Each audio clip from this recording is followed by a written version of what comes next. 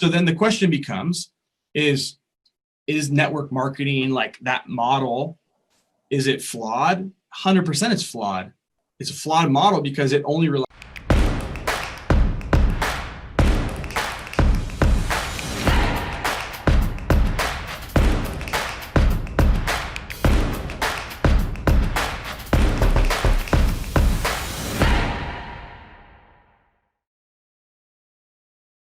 I think you got to look at the way that you're coming into these deals, and you got to look at the product you're selling and reframe yourself a little bit and go, I'm freaking helping this person so much they don't even have any freaking clue what I'm about to do for their business. And you should be gathering that intel right now from the people that you're doing business with that are happy. And that's what you need to start selling yourself on, is like, people don't freaking get how powerful we are. Like, when you really look at the amount of leads that this group is generating that I can see with my own two eyes from behind the scenes, like, you start to go, we very well could have like this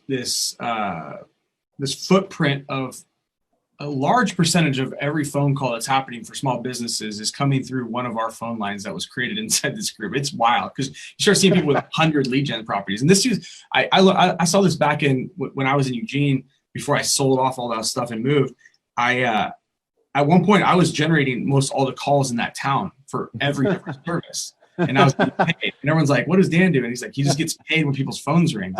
And I knew at that point that I was like, wow, this is an interesting skill that a lot of people don't pay attention to. And I believe in it so much because I'm watching so many calls come in and so much business being generated that, like, I have to not let these people off the hook and leave their office or leave their building and say, look, I'll get back to you, or let's not, never offer them a chance to do business with me, because I felt like it was more my duty at that point to do it for them, because without me, they were screwed. And I'm like, no, you don't get it, Todd.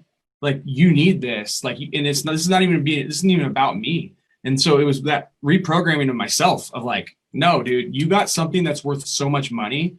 And when you go and look at what Home Advisor and these different lead gen products cost, like $25 a lead times 5 people get it. I mean, it's still working because it's $1 billion company, publicly traded. So you go, wow, I'm really doing people a solid. I'm not even sharing my lead probably most of the time on a first call, and that I'm generating the heck out of business for all these other people.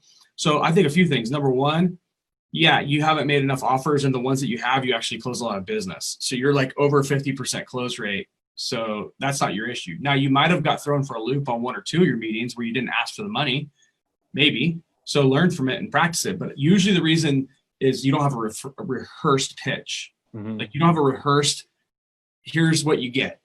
Like, that's, to me, like the number one thing I look for in a sale is that offer. I want someone to say the offer to me, recite the offer to me. And I want it to be so crisp, so good, so timed, every pause, and that's just practice, right? And once you practice enough, then it's just like shooting a basket. It's just like, dude, you know your shot, you know how to swing it, you know how to shoot it, right? And you just do it. And that's part of, and you're absolutely right, because that's part of the problem I had was I didn't have the offer. I didn't know all the pieces that he wanted. Well, you got 2 problems. From my latest presentation, which was a few days ago. You have 2 problems. Yes. You haven't practiced your offer enough, and it's still not that big of a problem because you're closing over 50% of the people you speak to. But so that's problem number 2. The true problem, your root problem, is prospecting. Is you don't know how to get in front of people consistently and predictively every single day. So what happens is you don't get enough pitches in, where you get to have this rehearsal and this repetition of this offer that you're going to work on at home when you're not around people. You want to practice on your computer, okay, on a live stream to like me. You don't want to practice in front of the business owners, right? That's like the game. This is practice, right? We're just practicing. So I think, like, you got to get your prospecting technique down. So that's probably the problem we need to solve first. The other one's just repetition, and you already can close. And like I said, most people aren't bad salespeople. Most people are bad at prospecting. And what they do is after they run through their warm market, this is why network marketing tends to fail over and over and over again for people, is because they burn through their warm network and they have no other moves to make. That's where they stop. Right. And so they burn through it and they burn it up, and it's like nobody wants to join your Amway company. Nobody cares about that shit. Yeah, I mean, so no, actually, that's wrong. Who cares about it are the people that are searching for it online, not your poor old friends that weren't searching for it, and you're blasting them with your freaking diary of the mouth, right? But there's a huge portion of the market that is actually Googling to join Amway. You can look it up on search results. So then the question becomes, is network marketing, like that model, is it flawed? 100% it's flawed.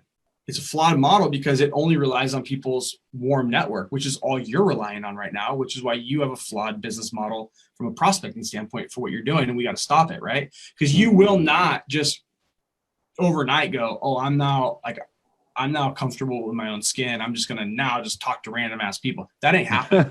Okay? Probably not. Your personality type. It's just not going to happen. So then we got to find a better mousetrap to get you in front of people. So there's a number of different mousetraps. Let's go through them.